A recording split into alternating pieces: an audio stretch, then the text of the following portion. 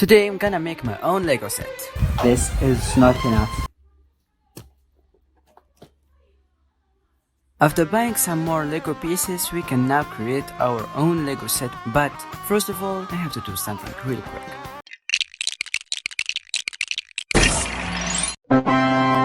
After thinking of an idea, I can destroy this masterpiece to build my own LEGO set. And this is when my good old PC came to place. I installed the software that lets you create your own LEGO set, so I start making it.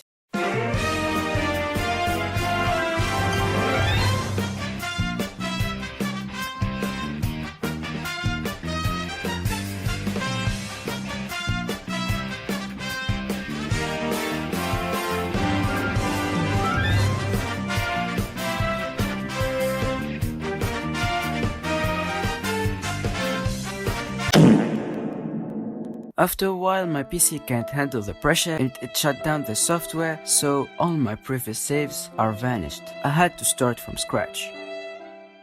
But that didn't stop me from achieving my goal, so I start all over again.